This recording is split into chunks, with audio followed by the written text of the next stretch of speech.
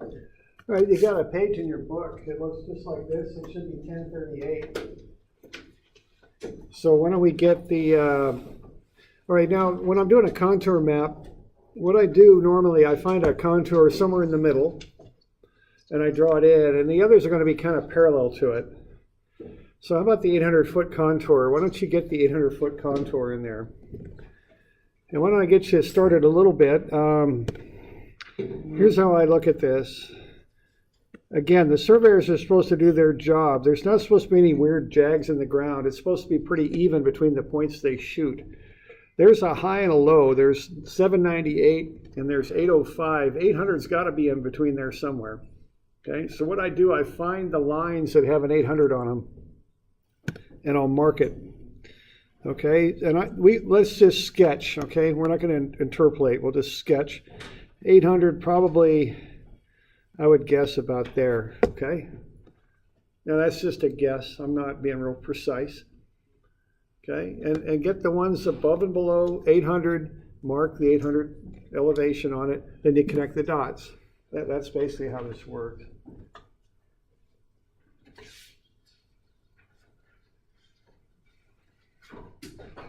So if you're watching online, I'll probably just pause here for a minute so you can kind of get this thing drawn and then check back in and see how it looks. So I just pause and draw it, and then after you got it drawn, start it up again. All right, so there are the points that I found.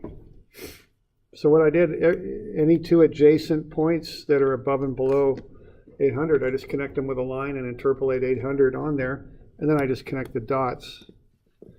So the 800 contour does something like that, I think. All right, that's good? Okay. Now when you find, so the next one might be 795. All right, now I know that's going to run pretty much parallel to this one. So there's 795 there. So over here, you know, you can kind of tell based on the first one, normally ground runs kind of in parallel lines. So the 795 would be something like that. It's much quicker. Once you got one, the other ones you can kind of figure them out pretty quick. There's 795, okay. We all right with that? We got any questions on that bit? Okay. All right.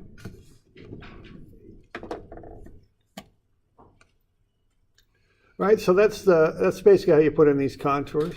So that's what's going to happen when you make these maps. Quite often they got contours on them. You know, those plot plans have contours. When you do a grading plan, you often show the contours to show what's going on out there and with the ground. Okay.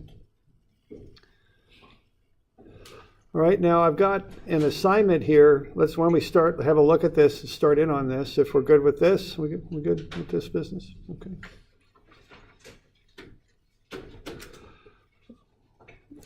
And I think this is 10.5.1, this assignment here. Okay, so let's kind of start in on this thing a little bit. So what I have here is some data. So the surveyor shot in 22 points here. And, I don't know how they shot them in. I don't know.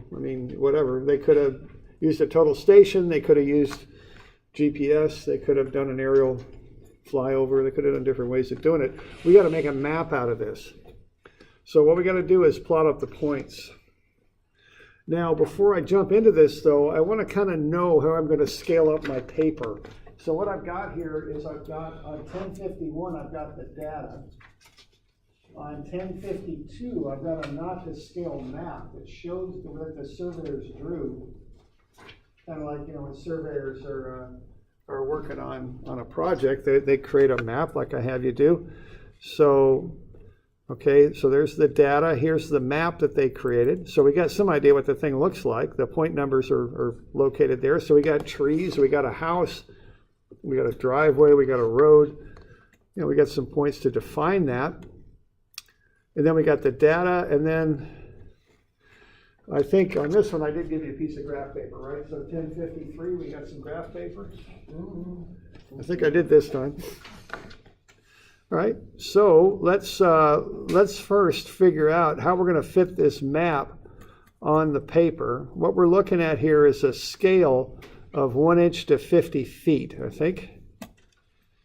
There we go, and a 2-foot contour interval.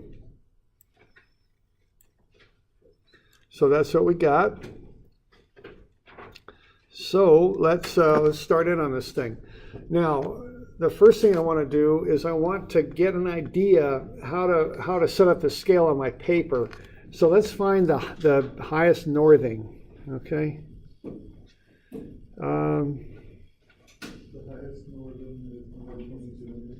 Is it 1467, 1462? Okay, we'll just kind of, this, we don't need that. So that's 1462. The decimal really doesn't matter, but I'll put it in there. What's the lowest easting? Lowest easting is the furthest to the left, is what it is on your paper. 21. We got 21. So 439. Is that it? Yeah, okay. 439 point whatever. Again, the decimal really doesn't matter. Okay, so that'll go here. Okay, the highest northing is 1462.67. Lowest northing, what do we got? 11? Number 2, okay, 1104.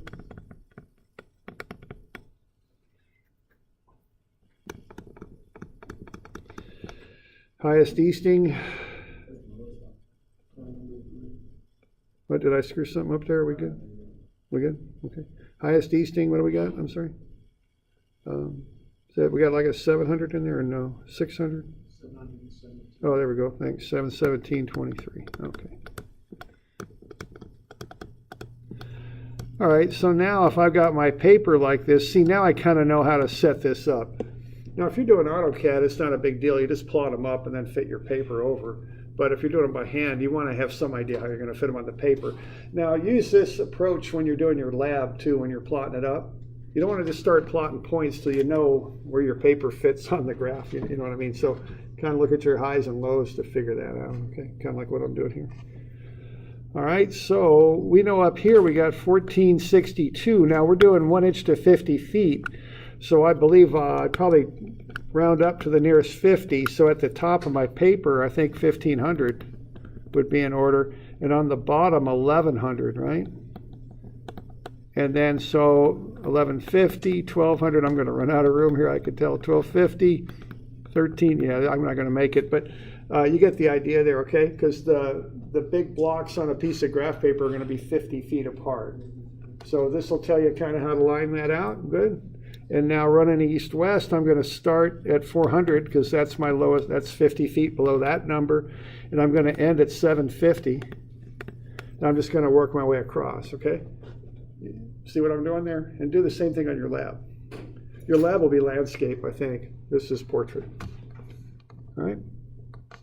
Now what you're going to do next is you just start plotting up the points. Now these are given to the hundredth because that's how surveyors shoot points. You're certainly not going to get anywhere near that, on a piece of graph paper at 1 to 50. Just get them in there, don't worry, okay? Now, if you like doing AutoCAD, you could pop these things in AutoCAD.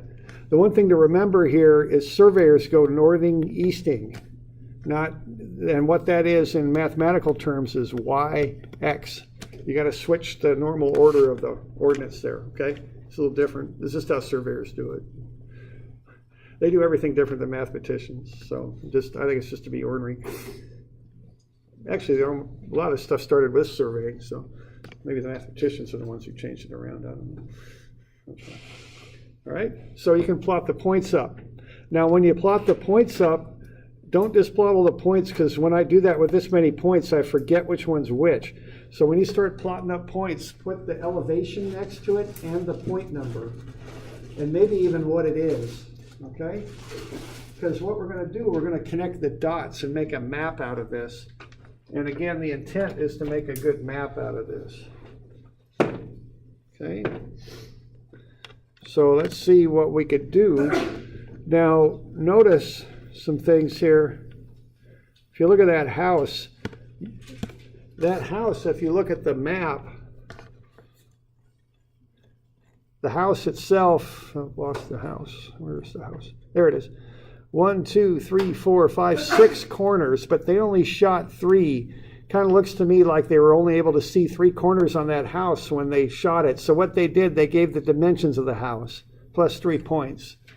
If the carpenters, or actually the concrete, the crew, if they do their work properly, that'll be square. You can kind of figure out where the house is at based on 3 points and dimensions. Okay, y'all with me there? Okay.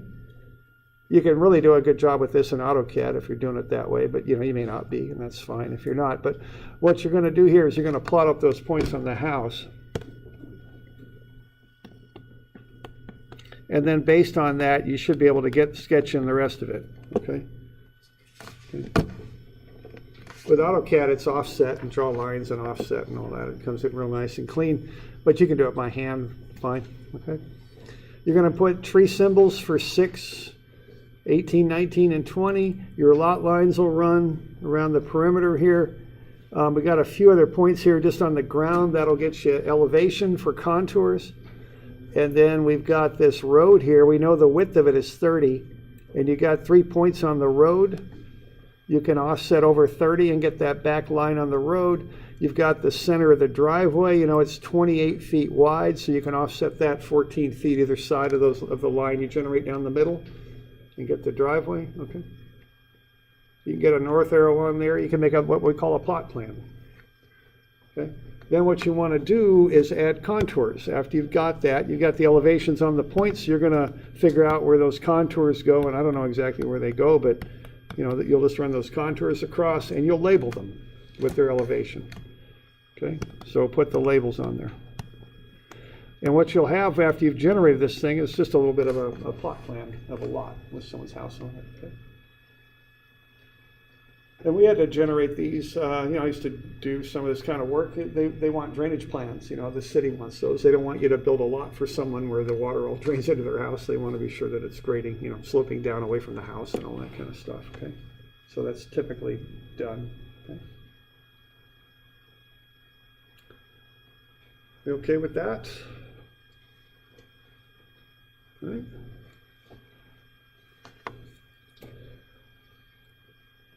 All right, so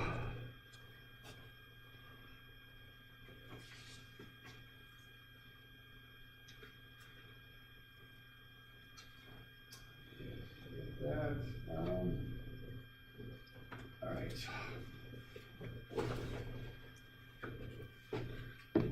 Now we're going to cover a little bit of stuff when we're done with this little bit, but I'll just write down what I'd like you to do for next week, Tuesday. This will just be the stuff to be working on. The first one will be to finish up that trig leveling stuff.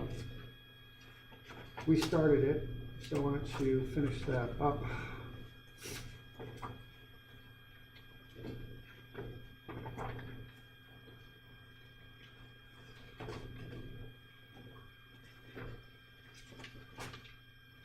$359. So this will be due Tuesday, I think. And that's getting into June, isn't it? Is that the 4th? Something like that. Okay. So that's $359. So we'll start with that. Then we'll jump ahead to the kind of stuff we're looking at right now.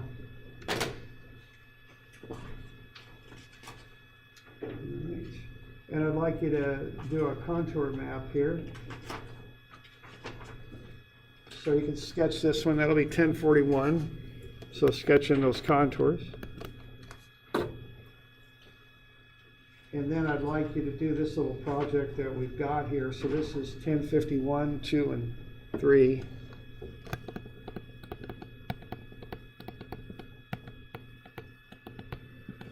Okay, so you're going to create a plot plan on the graph paper. And it's going to be that house. You're going to remember to include the contours on this. So the pertinent information on this on 1053 is the scale is 1 inch to 50 feet.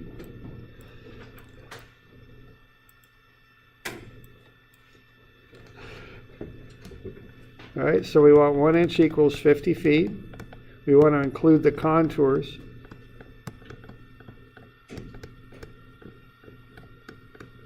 And the features.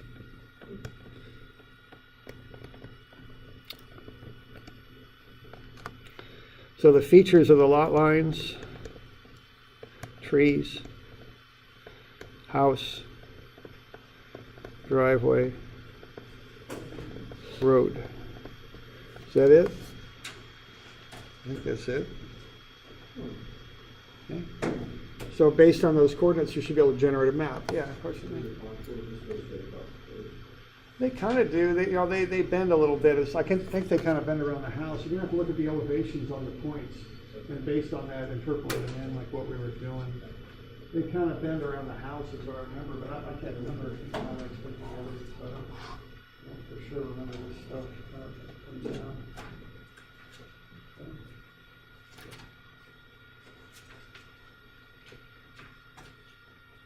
Yeah, they'll bend around the house a little bit. In order to, yeah. So when we look at elevation, we're doing like the contours, what you usually do, like 9, 18, 20, and 2, or yeah, like every 2 feet. It starts at 920 and kind of goes up from there. So 920, 922, 924. We go up to 932, even 2 footers. Interpolate them in. Yeah. So it's not like the grid interpolation, it's just like the eyeball? Yeah, it's more eyeballing, yeah. Just, and yeah, we're not being real formal about this, but we want them about in the right spot, but yeah, we're not being real super accurate.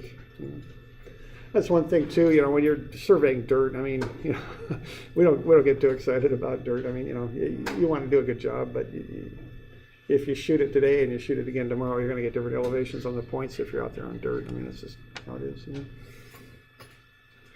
All right. All right, now, so we good with that? We got any questions on that bit?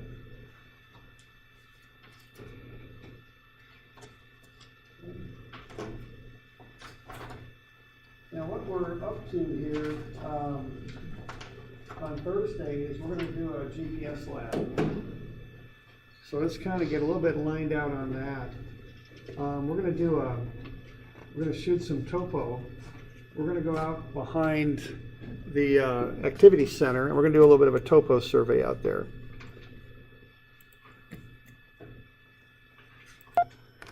So we're going to head out, and we're going to go to the area behind the activity center.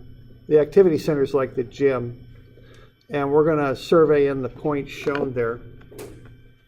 Now, I'm going to have some control points set up for you, so we'll hit those, and then we'll go ahead and we'll do our little topo survey.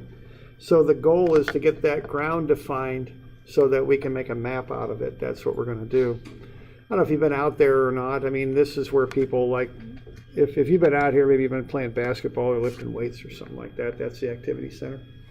Here's the tennis courts. They got the sand volleyball right there, kind of out back there. And we're just going to survey in those points is what we're going to do.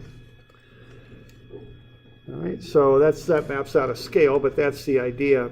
We got a little bit of a slope running down there. We've got sidewalks and a track, and we just want to define the ground out there. And we're going to use GPS equipment this time to do it. All right, so let's kind of have a look at a little bit of GPS here. We got a little bit of time, so we'll get started on that. And we'll finish this up throughout the term, but we want to at least have a look at some of this. We've talked about this a little bit, but let's kind of start in on this again.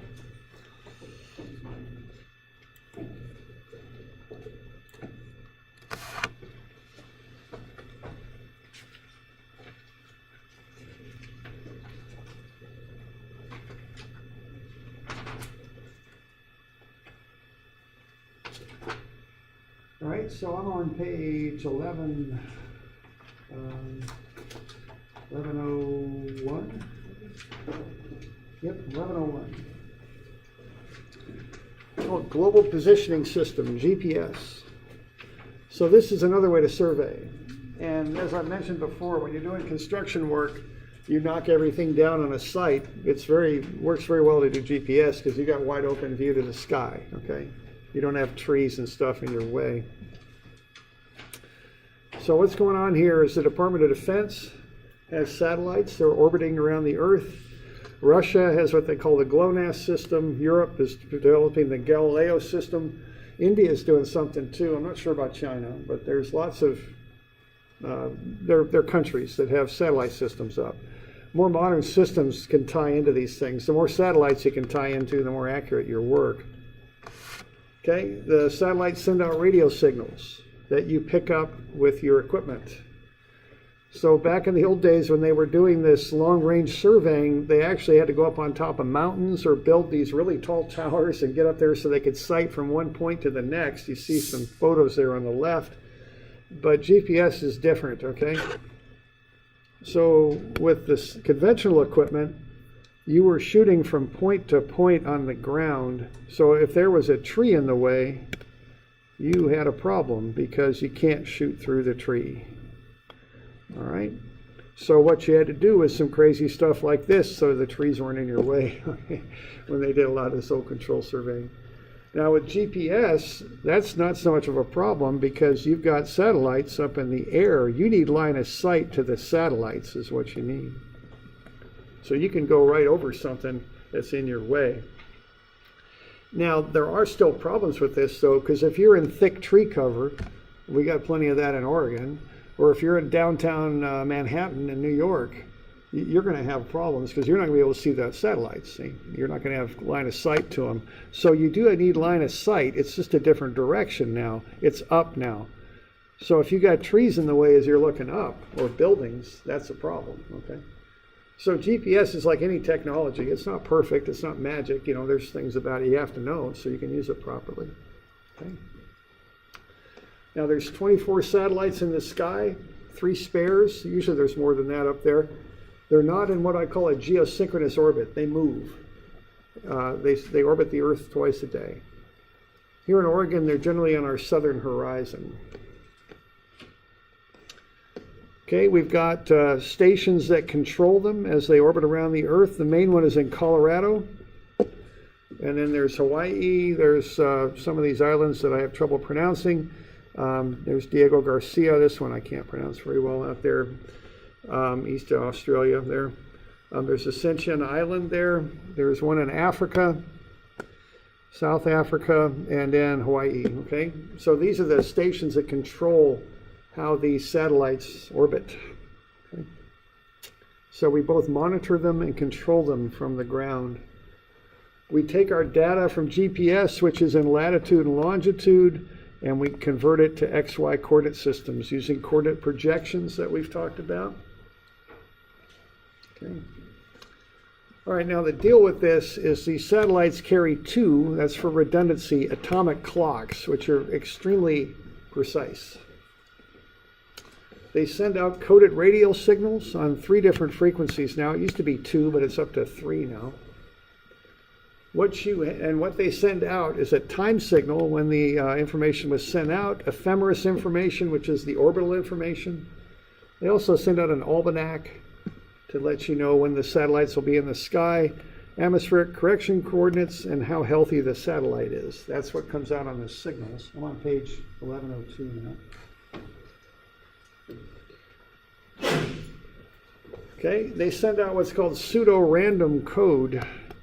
So they send out digital signals, 1s and 0s, in a somewhat random fashion. Okay. Now your receiver knows what code each satellite will send out. It generates the same code at the same time. Okay. There's 3 different types of code. This might go a little bit deeper in than we really need to go.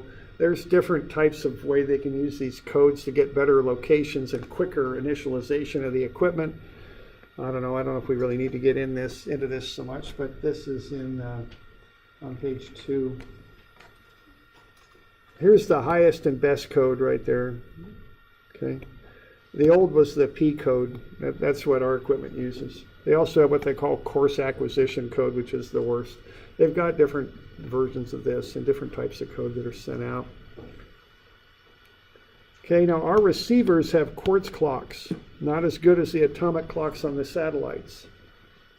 But the GPS receiver generates the exact same code as each of the satellites at exactly the same time. given that and knowing the speed of these radio signals, you can start to figure out things with these satellites, okay? Or excuse me, with the receivers.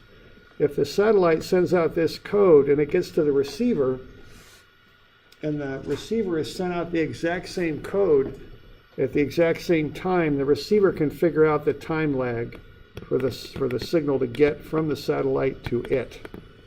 If it knows the time lag and it knows the speed of the signals, it can figure out the distance. Okay? That's how this system works. So in 2 dimensions, if you know the distance you are from 2 points, you can do a distance intersect and figure out where you are. Okay? So if you know where these satellites are at the given time, and you know how far you are from the satellites, you can interpolate in your position. Now in 3 dimensions, you need 3 satellites, a 4th one to really lock down the time, and practically speaking, you need a 5th one for redundancy. So if you can see 5 satellites, you can lock in your position. Okay? By doing these distance intersections.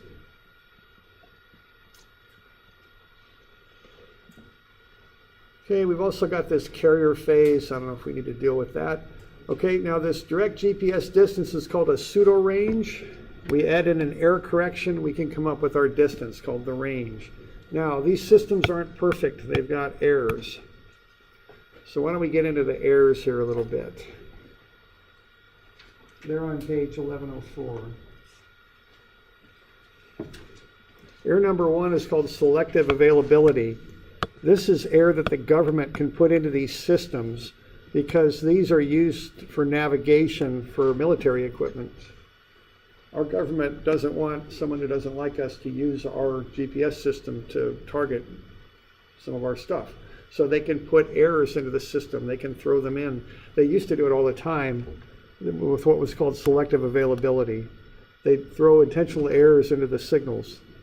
That was turned off in 2000. Okay? But there's always the potential they could turn it back on. There's atmospheric error. When the signals travel through the atmosphere, it changes their speed.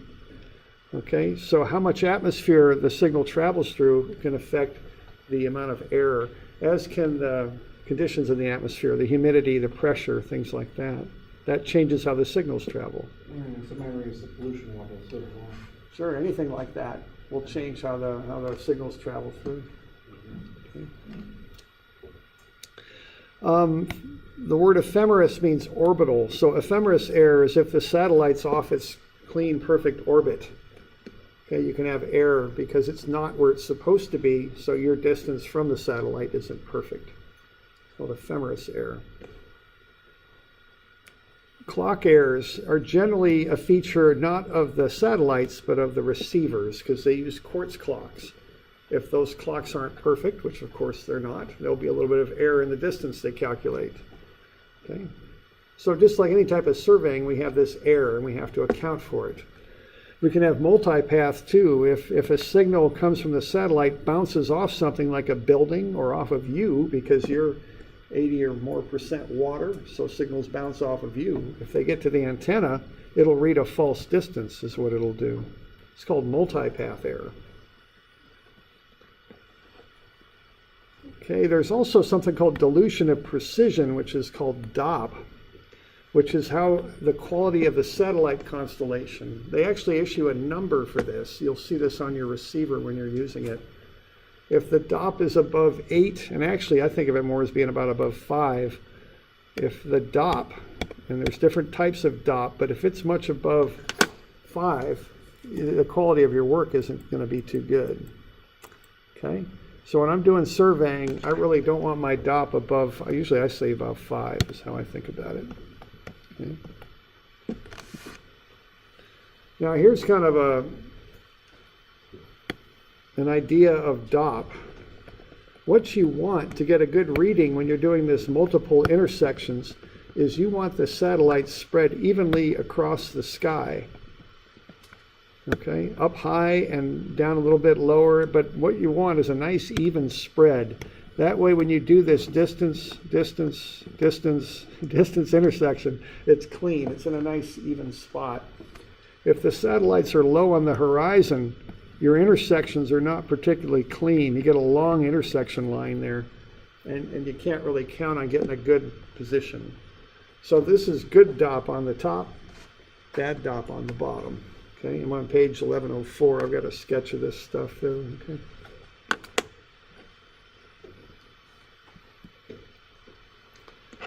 Okay, there's also something called residual air.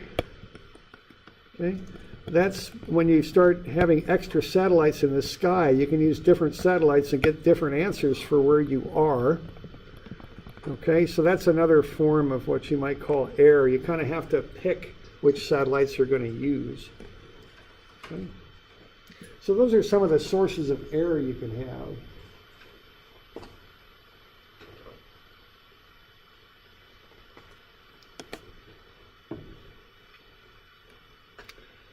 All right. Now, we've used this type of equipment here. That's a single GPS like you'd use just to navigate with. We're not going to use it on Thursday. We're going to use a higher level equipment. We're going to use survey equipment. We're going to use differential GPS. So I'm going to have a base set up on a known point. You're going to have rovers. And what we're going to do is calculate the differential position of the rover with respect to the base.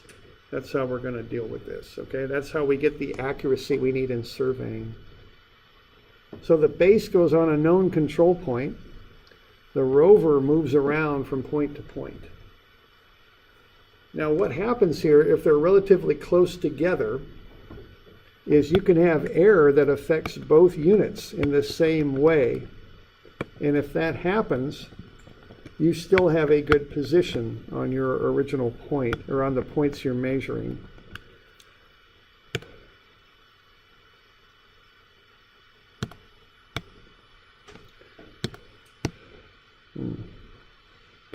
Look, my eraser's working too well here at the moment.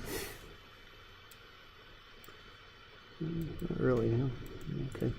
All right, so if I know where the base is, okay, I can, and I have the same amount of error coming to both units. If I'm using them in the same area, let's say that I'm reading the units, and the units give me two positions. Okay, so let's say they give me positions of 2.3 for the base and 9.3 for the rover. I'm just in one dimension here to keep it simple. What I know is the rover is 7 units away from the base, if that's what I'm reading on my equipment. Now let's say that I have this base really locked down though. I know right where it is. It's not actually at 2.2, it's actually at 2.3. Okay, now if both units are reading the same error at the same time, I know the rover is still 7 units away from the base. So that gets me the position of the rover, not at 9 that it was reading, but I get a better location for it. It's at 9.3.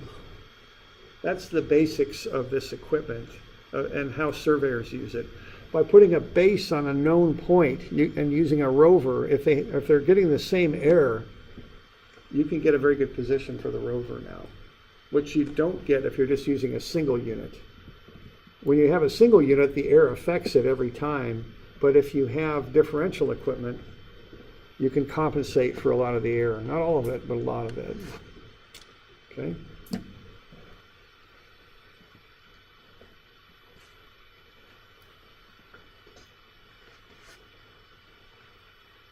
Now let's look on 1105 here. And let's see here. Okay, if we're using differential surveying, if the government throws some error into that data that's being sent out, it'll affect both units the exact same way. So that, by using differential surveying, I can get through that error. That's not as big a problem. If they're close together, they'll have the same atmosphere around them. They'll both have the same atmospheric air. If there's ephemeris error, they'll both receive that same amount of error. So in each of those 3 cases, it's not going to cause me a huge problem. Now, I'd still have problems If I have clock error in one of my units, differential will not solve that. Same thing with multipath. If I get stray signals that bounce into one of the units and throw it off, differential won't help me. But it'll help me with those top three. Okay.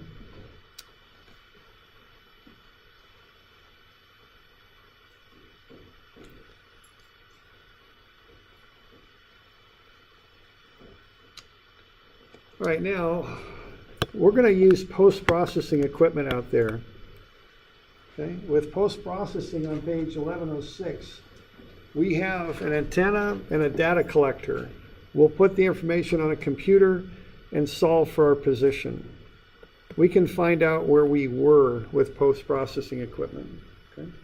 We'll know where we had the units at. We don't know where we are, though. Okay? So what we can do with post-processing is we could do a traverse, we can do topo surveying, but we can't set points with post-processing equipment because we don't know where we are. We know where we were, not where we are. Okay? If you want to start doing grade staking or setting property corners with GPS, you need to have real-time RTK equipment. What that has is a receiver, a data collector, but also a processor and a modem so the units can talk to each other. With real-time equipment, you know where you are. Okay? If you know where you are and you have a real-time readout, you can set grade stakes. Okay? You can set property corners. So this is the more expensive equipment to have because it has connectivity between the units. Okay? And it has a processor on board.